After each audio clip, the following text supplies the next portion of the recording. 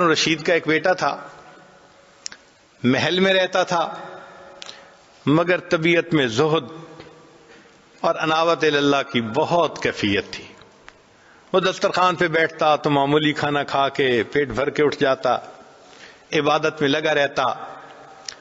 اسے محل کی عیش و عشرت سے کوئی واسطہ نہیں تھا، اپنی الگ دنیا اس نے بسائی ہوئی تھی محل کے اندر، فقیرانہ منش انسان تھا۔ جب اس کی حالت کو ہارون رشید کے دوست دیکھتے تو وہ ہارون رشید کو کہتے کہ تمہارا بیٹا کس حال میں ہے، تم کیسے والد ہو، اس کا خیال نہیں کرتے۔ تو ہارون رشید ان کو سمجھاتا کہ تم اچھے کپڑے پہنو، اچھی غذا کھاؤ۔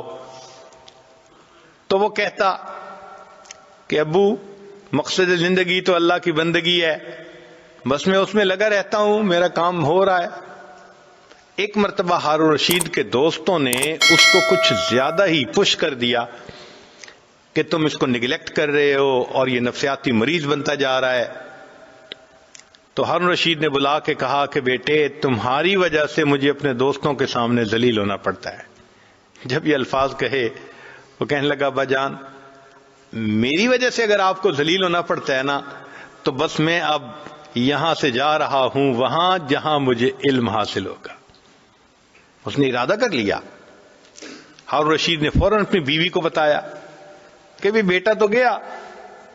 ماں نے بھی روکنے کی کوشش کی، اس نے کہا امی میں نے ارادہ کر لیا، اب میں یہاں نہیں رہوں گا محل میں، اب میں جاؤں گا علم کی طلب میں۔ والدہ نے کہا بیٹا یہ قرآن پاک ہے یہ بھی لے لو، اور یہ ایک انگوٹھی ہے یہ بھی لے لو، اگر مشکل ہوگی تو انگوٹھی کو بیچنا تمہارے کام آئے گی، اور قرآن پاک کو جب پڑھو گے تو تم اپنی امی کو بھی یاد کیا کرو گے۔ وہ بچہ یہ دونوں چیزیں لے کے چلا گیا۔ کہاں پہنچا؟ ایک ایسی بستی میں جہاں علماء بستے تھے۔ اس وقت یہ نہیں تھا کہ آنے والے طالب علم کا کھانا پینا استاد کے ذمہ ہوتا ہے، نہ نہ نہ نہ، طالب علم آتے تھے، اپنا کھانا ان کی اپنی ذمہ داری ہوتی تھی۔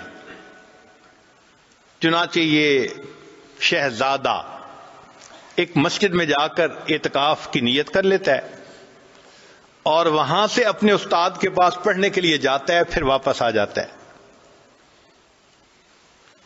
عامر ایک شخص تھے، وہ کہتے ہیں کہ میں نے اپنا گھر بنوانا تھا تو میں اس جگہ گیا جہاں مزدور ملتے تھے، تو میں نے دیکھا کہ ایک نوجوان بڑا منور چہرہ وہ بیٹھا ہوا اس جگہ پر قرآن کی تلاوت کر رہا ہے۔ میں نے سلام کر کے پوچھا کہ کیا آپ بھی مزدوری کرنے آئے ہیں؟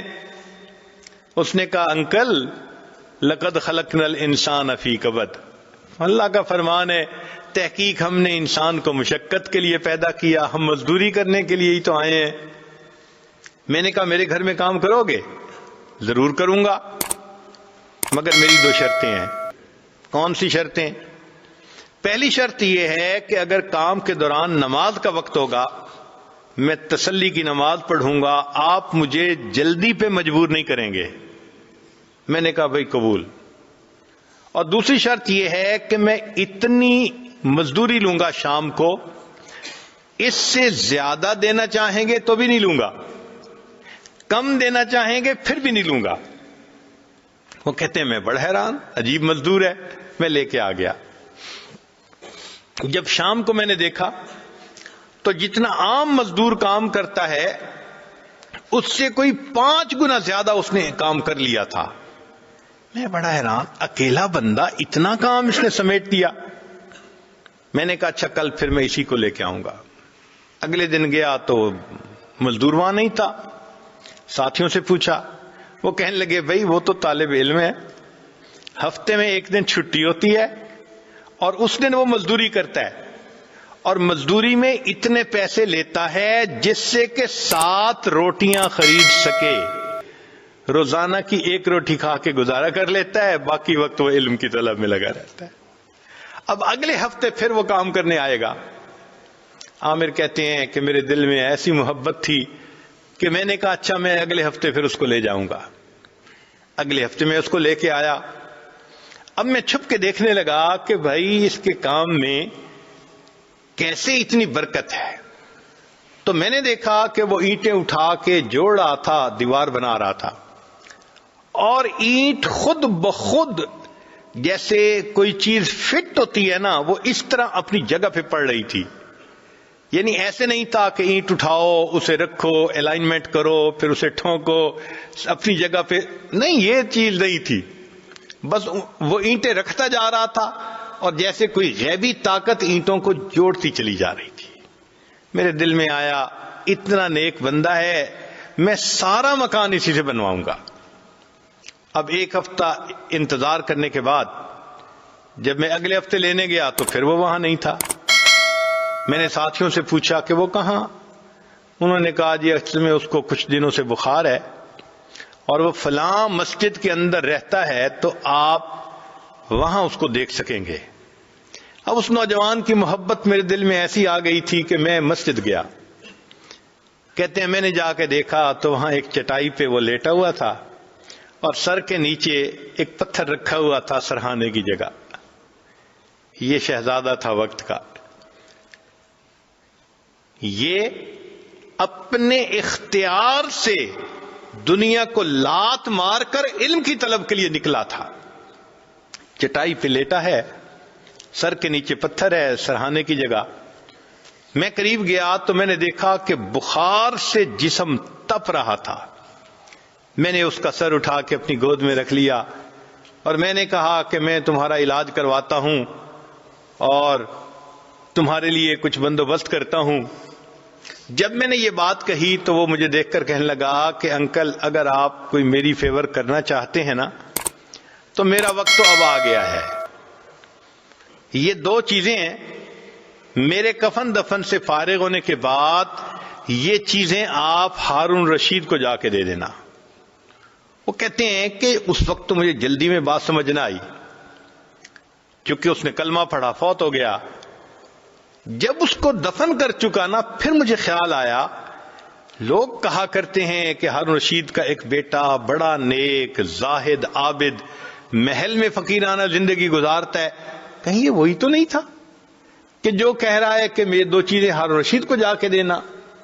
اب میری طبیعت میں اور تجسس ہوا کہ میں ذرا دیکھوں تو صحیح. میں دونوں چیزیں لے کے شہر آیا.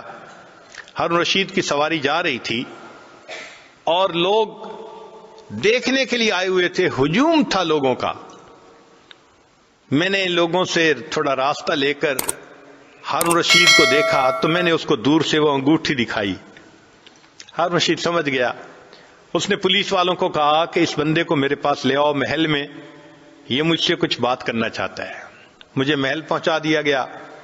پولیس والے نے کہا کہ دیکھو ہمیں بادشاہ سلامت بڑے فکر مند نظر آتے ہیں، تو آپ جاؤ تو 3 کی جگہ 2 باتیں کرنا اور 2 کی جگہ 1 ہی بات کرنا، ان کو زیادہ غمزدہ نہ کرنا.